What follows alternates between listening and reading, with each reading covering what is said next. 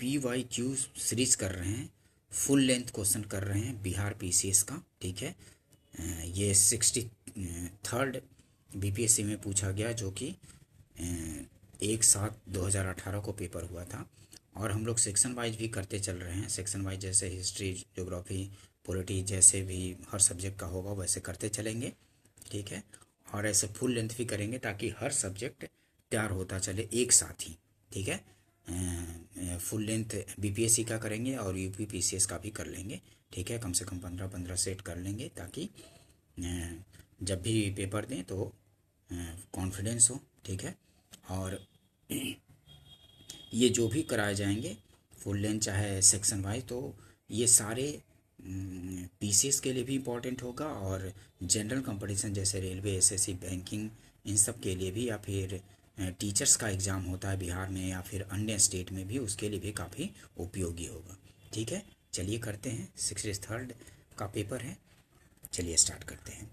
सिंधु घाटी सभ्यता की सबसे महत्वपूर्ण विशेषता क्या है? तो सिंधु घाटी सभ्यता की सबसे महत्वपूर्ण विशेषता है पक्की हुई ईंट से बनी इमारत। ठीक है, पक्की हुई ईंट से बनी इमारत जो है सिंधु घाटी सभ्यता की सबसे महत्वपूर्ण विशेषता है। ठीक है, तो ए आंसर हो जाएगा। ठीक है, सिंधु घाटी सभ्यता की सबसे महत्वपूर्ण विशेषता क्या है? तो पक्की हुई ईंट से बनी इमारत, ए आंसर होगा। नेक्स्ट क्वेश्चन देखते हैं। मेगास्थनीज दूत था, तो किसका दूत था मेगास्थनीज? सेल्यूकस का दूत था, सेल्यूकस निकेटर का दूत था। ठीक है, ए आंसर हो जाएगा। मेगास्थनीज दूत था किसका? तो सेल्यूकस का दूत था, ए आंसर हो जाएगा। मेगास्थनीज सेल्यूकस निकेटर का राजदूत था जो चंद्रगुप्त मौर्य के राज दरबार में आया था। ठीक है, इसने अपनी पुस्तक इंडिका में मौर्य युगीन समाज एवं संस्कृति के विषय में लिखा है।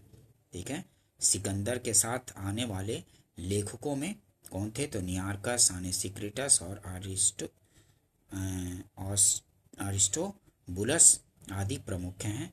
मौर्यकालीन दरबार में आने वाले अन्य प्रमुख लेखकों में डाइमेकस, सीरियन नरेश अंतियोकस का राजदूत था जो बिंदुसार के शासन काल में आया था, तथा डायोनीसियस मिस्र नरेश टॉलमी फिलाडेल्फस का राजदूत था जो अशोक के शासन काल में आया था।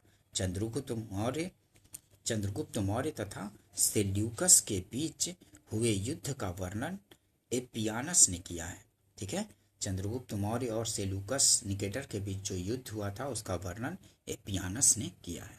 ठीक है, तो मेगास्थनीज किसका दूत था? तो सेल्यूकस निकेटर का दूत था और चंद्रगुप्त मौर्य के दरबार में आया था। ध्यान रखेंगे, काफी इंपॉर्टेंट क्वेश्चन है। कौटिल्य की पुस्तक अर्थशास्त्र किस विषय पर आधारित है? तो शासन के सिद्धांत और अभ्यास की पुस्तक है। ठीक है, कौटिल्य की पुस्तक जो अर्थशास्त्र है किस विषय पर आधारित है? तो शासन कला के सिद्धांत और अभ्यास पर ये आधारित है, बी आंसर हो जाएगा। ध्यान रखेंगे, काफी बार रिपीट होता है ये अर्थशास्त्र, कौटिल्य का अर्थशास्त्र। नेक्स्ट क्वेश्चन देखते हैं। त्रिपिटक किसकी धार्मिक पुस्तक है? तो त्रिपिटक जो है, त्रिपिटक किसकी धार्मिक पुस्तक है? तो बौद्ध धर्म की धार्मिक पुस्तक है त्रिपिटक। ठीक है, त्रिपिटक में कौन कौन सा है? तो सूत पिटक, विनय पिटक और अभिधम्म पिटक। सूत पिटक में बुद्ध के उपदेश हैं। ठीक है, ये पूछा जाता है, मैच करने के लिए भी पूछ दिया जाता है। सूत पिटक में क्या है? तो बुद्ध के उपदेश हैं। विनय पिटक में क्या है? तो संघ के नियम हैं। और अभिधम्म पिटक में क्या है? तो बौद्ध दर्शन का वर्णन किया गया है। ठीक है, तो त्रिपिटक किसकी धार्मिक पुस्तक है? तो त्रिपिटक जो है बौद्ध धर्म की धार्मिक पुस्तक है। ध्यान रखेंगे, और ये डिटेल्स भी ध्यान रखेंगे कि सूत पिटक में बुद्ध के उपदेश हैं और विनय पिटक में संघ के नियम हैं और अभिधम्म पिटक में बौद्ध दर्शन का वर्णन है। नेक्स्ट क्वेश्चन देखते हैं। अशोक के धम्म का मूल संदेश क्या है? तो अशोक के धम्म का मूल संदेश क्या है? तो राजा के प्रति वफादारी, शांति एवं अहिंसा, बड़ों का सम्मान, धार्मिक सहनशीलता। तो उपयुक्त में से एक से अधिक हो जाएगा। ठीक है, अशोक के धम्म का मूल संदेश, इनमें से एक से अधिक हो जाएगा, ये सभी हो जाएंगे। ठीक है, ई आंसर हो जाएगा। नेक्स्ट क्वेश्चन देखते हैं। मौर्य समाज का 7 वर्गों में विभाजन का विशेष रूप से उल्लेख किया गया है, तो किसमें? मेगास्थनीज की पुस्तक इंडिका में। ठीक है, मौर्य समाज का 7 वर्गों में विभाजन का विशेष रूप से उल्लेख किया गया है, किसमें? तो मेगास्थनीज की पुस्तक इंडिका में किया गया है। ठीक है, मौर्य समाज का 7 वर्गों में विभाजन का विशेष रूप से उल्लेख किया गया है, किसमें? तो मेगास्थनीज की पुस्तक इंडिका में किया गया है। ठीक है दोस्तों, नेक्स्ट क्वेश्चन देखते हैं। प्रसिद्ध चीनी यात्री फाहियान ने किसके शासनकाल में भारत की यात्रा की थी? तो फाहियान ने किसके शासनकाल में यात्रा की थी? तो वो था चंद्रगुप्त के शासनकाल में, चंद्रगुप्त द्वितीय के शासनकाल में। बी आंसर हो जाएगा। ठीक है, प्रसिद्ध चीनी यात्री फाहियान ने किसके शासनकाल में भारत की यात्रा की थी? तो चंद्रगुप्त द्वितीय विक्रमादित्य के शासनकाल में यात्रा की थी फाहियान ने। काफी बार रिपीट होता है, इसलिए ध्यान रखेंगे। चोल काल किसके लिए प्रसिद्ध था? तो चोल काल जो था ग्राम पंचायत के लिए प्रसिद्ध था। ए आंसर हो जाएगा। चोल काल किसके लिए प्रसिद्ध था? तो ग्राम पंचायत के लिए। ए आंसर होगा। ठीक है, ध्यान रखेंगे। नेक्स्ट क्वेश्चन देखते हैं। दक्षिण भारत के मंदिरों के आकर्षक द्वार क्या कहलाते हैं? ठीक है, तो दक्षिण भारत के मंदिरों के आकर्षक द्वार क्या कहलाते हैं? तो वो कहलाते हैं गोपुरम। बी आंसर होगा। ठीक है, दक्षिण भारत के मंदिरों के आकर्षक द्वार क्या कहलाते हैं? तो गोपुरम कहलाते हैं। बी आंसर होगा। नेक्स्ट क्वेश्चन देखते हैं। विजयनगर साम्राज्य का अवशेष कहाँ मिला है? तो विजयनगर साम्राज्य का अवशेष कहाँ मिला है? तो हम्पी में मिला है। सी आंसर हो जाएगा। ठीक है, विजयनगर साम्राज्य का अवशेष कहाँ मिला है? तो हम्पी में। सी आंसर होगा। नेक्स्ट क्वेश्चन देखते हैं। वह प्रथम मुस्लिम शासक कौन था जिसने शासन के सिद्धांत को राजाओं के ईश्वरीय अधिकार सिद्धांत, थ्योरी ऑफ डिवाइन राइट के समान प्रतिपादित किया था? तो वो था बलबन। ठीक है, सी आंसर हो जाएगा। वह प्रथम मुस्लिम शासक कौन था जिसने शासन के सिद्धांत को राजाओं के ईश्वरीय अधिकार सिद्धांत के समान प्रतिपादित किया था? तो वो था बलबन। सी आंसर हो जाएगा। बलबन इल्तुतमिश का दास था। बलबन जो था इल्तुतमिश का दास था। वह 1266 ईस्वी में दिल्ली का सुल्तान बना। बलबन ने चहलगनी की समाप्ति की तथा राजत्व के सिद्धांत का प्रतिपादन किया था। बलबन ने राजत्व के सिद्धांत अनुसार सुल्तान नियाबत खुदाई अर्थात ईश्वर का प्रतिनिधि है। बलबन ने बोला था कि सुल्तान जो है नियाबत खुदाई अर्थात ईश्वर का प्रतिनिधि है। उसने जिल्ले इलाही की उपाधि ली। बलबन ने दरबार में सिजदा एवं पैबोस, कदम चूमना जैसे ईरानी पद्धतियों को लागू किया। बलबन ने एक सैन्य विभाग दीवाने अर्ज की स्थापना की थी। ठीक है, बलबन ने एक सैन्य विभाग दीवाने अर्ज की स्थापना की थी। ये सब डिटेल्स ध्यान रखेंगे कि नियाबत खुदाई सुल्तान ने ईश्वर का प्रतिनिधि भी कहा था, जिल्ले इलाही की उपाधि ली थी, और सिजदा और पैबोस जो कि ईरानी पद्धति थी उसको लागू किया था। ठीक है, और दीवाने अर्ज जो सैन्य विभाग था उसको भी स्थापित किया था बलबन ने। ध्यान रखेंगे डिटेल्स, क्योंकि आसपास से क्वेश्चन पूछे जाते हैं। नेक्स्ट क्वेश्चन देखते हैं। भारत में कागज का प्रयोग कब से प्रारंभ हुआ? तो भारत में कागज का प्रयोग 12वीं शताब्दी से प्रारंभ हुआ। ये आंसर हो जाएगा। ठीक है, भारत में कागज का प्रयोग कब से प्रारंभ हुआ? तो 12वीं शताब्दी से। ये आंसर होगा। ध्यान रखेंगे। नेक्स्ट क्वेश्चन देखते हैं। यूरोपीय चित्रकारी का प्रवेश किसके दरबार में हुआ था? तो यूरोपियन जो पेंटिंग था किसके दरबार में प्रवेश हुआ था? यूरोपीय चित्रकारी का प्रवेश किसके दरबार में हुआ? तो अकबर के दरबार में हुआ था। बी आंसर हो जाएगा। ठीक है, अकबर के दरबार में यूरोपीय चित्रकारी। ध्यान रखेंगे, यूरोपीय चित्रकारी का प्रवेश किसके दरबार में हुआ? तो अकबर के दरबार में। बी आंसर हो जाएगा। ठीक है, भारत में यूरोपीय चित्रकला का विकास हुमायूं के शासनकाल में प्रारंभ हुआ, लेकिन चित्रकला का पूर्ण विकास अकबर के शासनकाल में हुआ। इस काल में चित्रकारी सामूहिक प्रयास था। एक से अधिक कलाकार मिलकर किसी चित्र का निर्माण करते थे। ठीक है, अकबर के समय में चित्रकला के मुख्य रूप से दो विषय थे, दरबार के प्रतिदिन की घटनाओं का चित्रण और छवि चित्रण। अकबर के समय में ही मुगल चित्रकला पर भारतीय प्रभाव गहरा हो गया। अकबर के शासन काल में यूरोपीय चित्रकला का प्रभाव भी मुगल चित्रकला पर पड़ा। यूरोपीय चित्रकला के कुछ नमूने पुर्तगालियों के माध्यम से अकबर के दरबार में पहुंचा। इससे मुगल चित्रकारों ने दो विशेषताएं, व्यक्ति विशेष का चित्रण तथा दृश्य में आगे दिखने वाले वस्तुओं को छोटे आकार में बनाने की कला को ग्रहण किया। ठीक है, ये सब डिटेल्स ध्यान रखेंगे। तो क्या हुआ, यूरोपीय चित्रकारी का प्रवेश किसके दरबार में हुआ, तो अकबर के दरबार में हुआ था। बी आंसर होगा।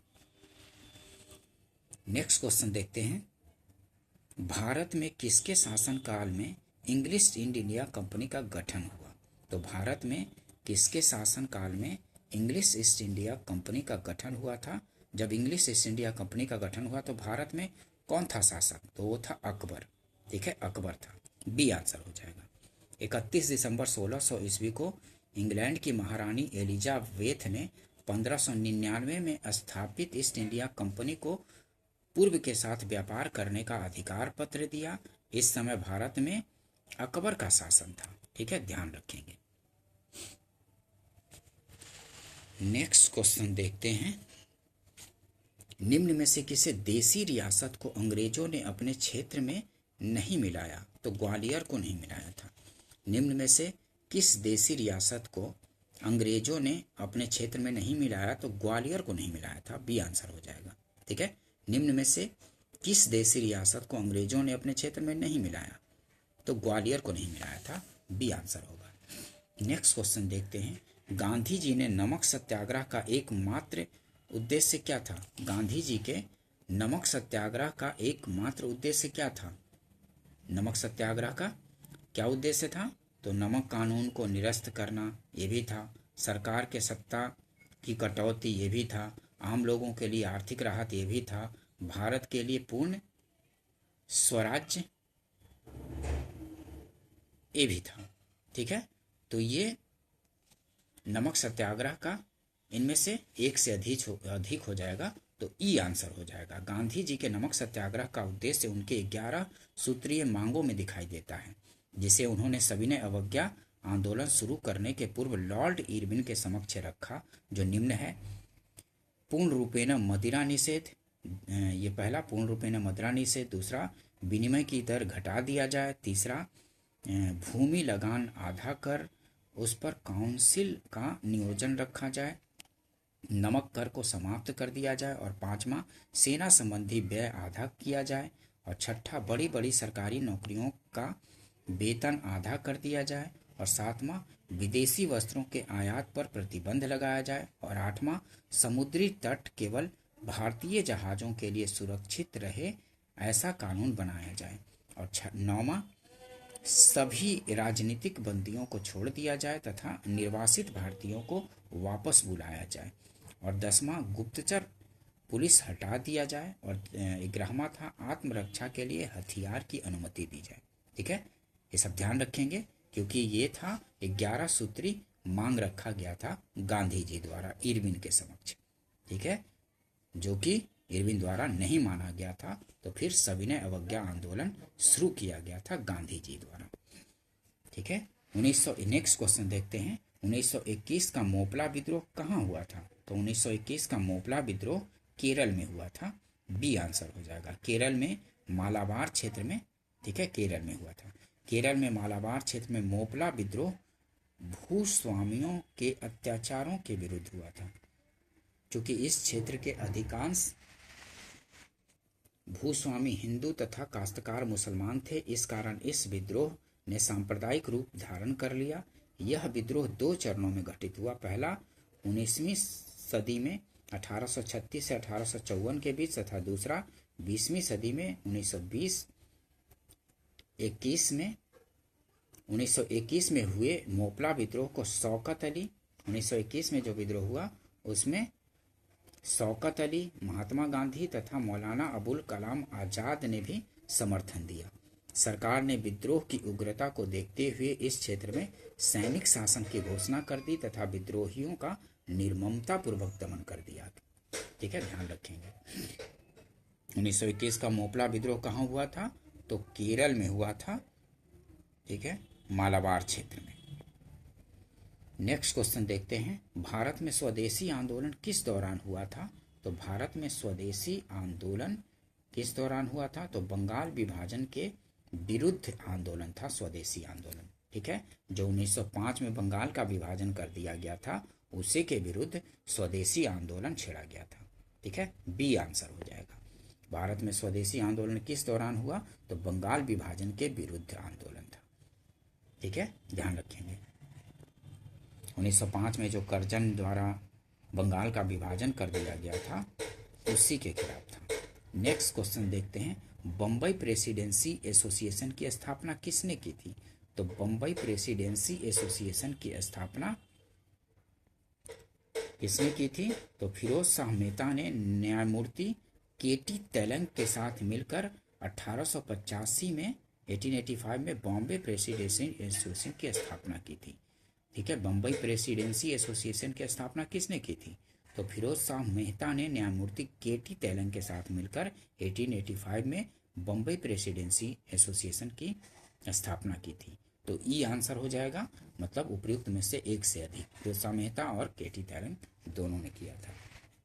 नेक्स्ट क्वेश्चन देखते हैं, इंपीरियल कैडेट कॉर्प्स की स्थापना किसने की थी? तो इंपीरियल कैडेट कॉर्प्स की स्थापना लॉर्ड कर्जन ने की थी। बी आंसर हो जाएगा। ठीक है, इंपीरियल कैडेट कॉर्प्स की स्थापना किसने की थी? तो लॉर्ड कर्जन ने की थी। बी आंसर होगा, ध्यान रखेंगे।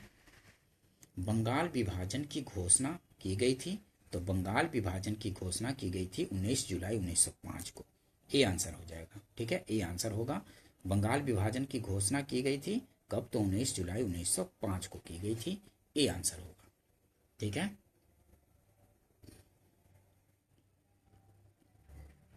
नेक्स्ट क्वेश्चन देंगे, कर्नल वाइली की हत्या के आरोप में किसे मृत्यु दंड दिया गया? तो कर्नल वाइली की हत्या के आरोप में मदन लाल ढींगरा को मृत्यु दंड दिया गया था। ठीक है, कर्नल वाइली की हत्या के आरोप में किसे मृत्यु दंड दिया गया? तो मदन लाल ढींगरा को मृत्यु दंड दिया गया था कर्नल वाइली की हत्या के आरोप में। ए आंसर हो जाएगा। ठीक है, ध्यान रखेंगे, काफी इंपॉर्टेंट क्वेश्चन है, काफी बार रिपीट होते रहते हैं। नेक्स्ट क्वेश्चन देखते हैं, भारतीय उच्चायुक्त के पद का किस अधिनियम से सृजन हुआ? तो भारतीय उच्चायुक्त के पद का किस अधिनियम से सृजन हुआ था? तो भारत सरकार अधिनियम 1919 से शुरू हुआ था। ठीक है, बी आंसर हो जाएगा। भारत सरकार अधिनियम 1919 से। भारतीय उच्चायुक्त के पद का किस अधिनियम से सृजन हुआ? तो भारत सरकार अधिनियम 1919 से सृजन हुआ था। बी आंसर होगा। भारतीय राष्ट्रीय कांग्रेस ने किस गोलमेज सम्मेलन में भाग लिया? तो भारतीय राष्ट्रीय कांग्रेस ने किस गोलमेज सम्मेलन में भाग लिया था? तो द्वितीय, ये यहाँ है, पूछ रहा है कि भाग नहीं लिया था, तो किस में नहीं भाग लिया था? तो प्रथम में भी नहीं भाग लिया था और तृतीय में भी नहीं भाग लिया था। भाग किस में लिया था? तो सिर्फ द्वितीय में भाग लिया था। तो क्या हो जाएगा? इनमें से एक से अधिक हो जाएगा, क्योंकि प्रथम में भी नहीं लिया था और तृतीय में भी नहीं लिया था, सिर्फ द्वितीय में लिया था। देखिए, गोलमेज सम्मेलन कब कब हुआ था? तो 1930 में हुआ, फिर 1931 में हुआ और 1932 में हुआ।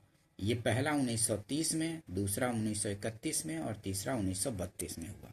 ठीक है, दूसरे में कांग्रेस ने भाग लिया था। ठीक है, दूसरा जो हुआ था, सेकंड जो हुआ था, इसमें कांग्रेस ने भाग लिया था। ठीक है, दूसरा जो हुआ, इसमें कांग्रेस ने भाग लिया था। कांग्रेस के प्रतिनिधि कौन थे? तो महात्मा गांधी थे। लेकिन पहला और तीसरा में भाग नहीं लिया था। तो ई आंसर हो जाएगा।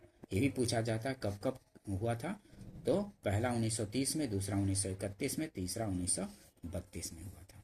ध्यान रखेंगे।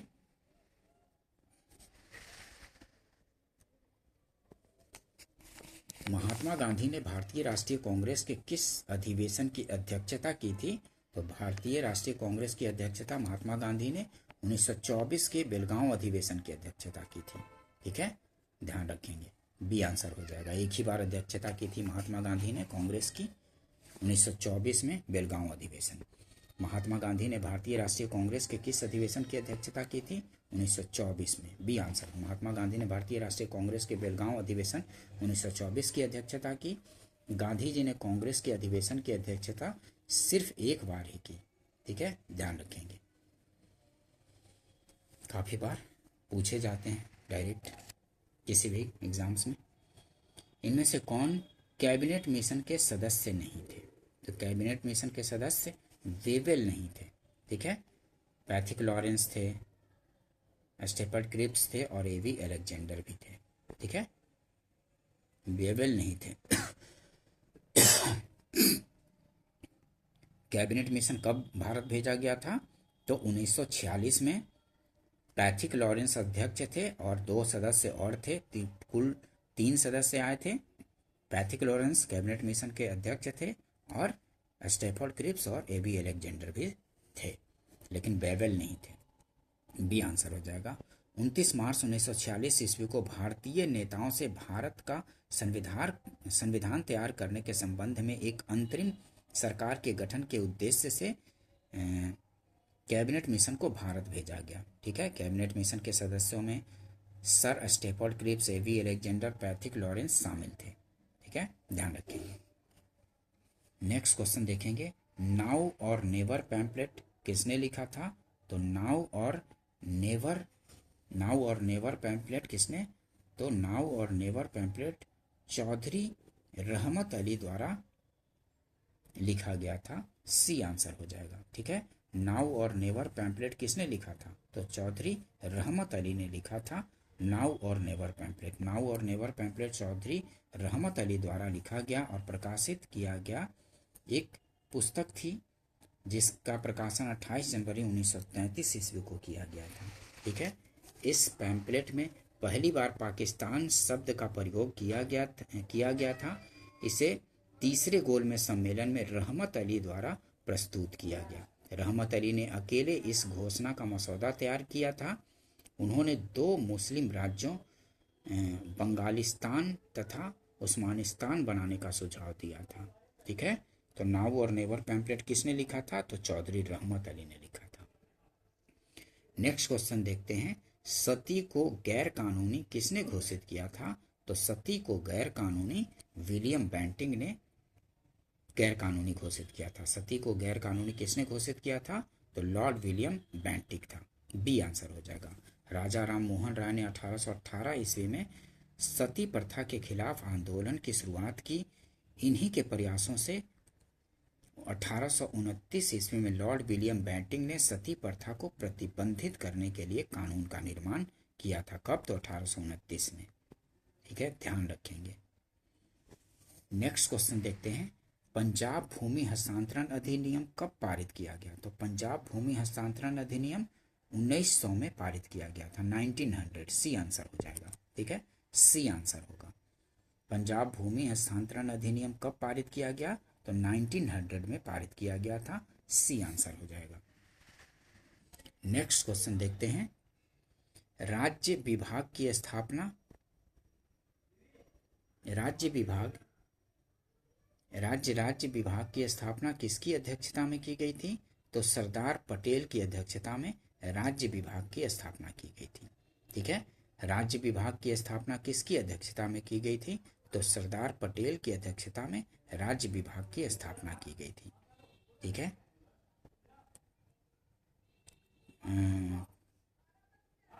संविधान सभा ने संविधान निर्माण के लिए तकरीबन 22 समितियों की स्थापना की। इनके कुछ प्रमुख व उनके अध्यक्ष निम्न थे। प्रारूप समिति के अध्यक्ष कौन थे? डॉक्टर BR अम्बेडकर थे। विधि प्रक्रिया समिति के अध्यक्ष कौन थे? डॉक्टर राजेंद्र प्रसाद थे। संघीय संविधान समिति के अध्यक्ष जवाहरलाल नेहरू थे।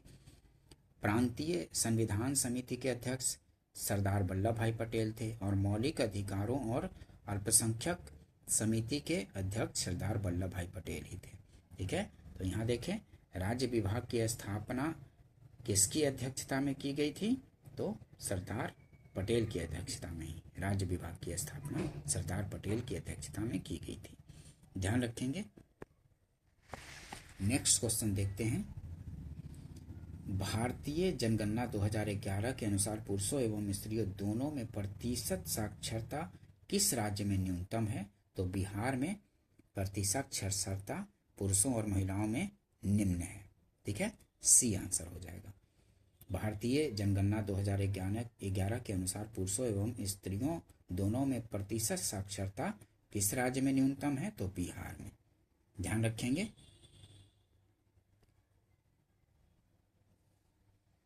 बिहार में औसत साक्षरता कितना है? तो 61.8% है। ठीक है, और पुरुषों की साक्षरता कितना है? तो 71.2% तथा महिला साक्षरता 51.5% है। ठीक है, ध्यान रखेंगे, जो कि सबसे न्यूनतम है।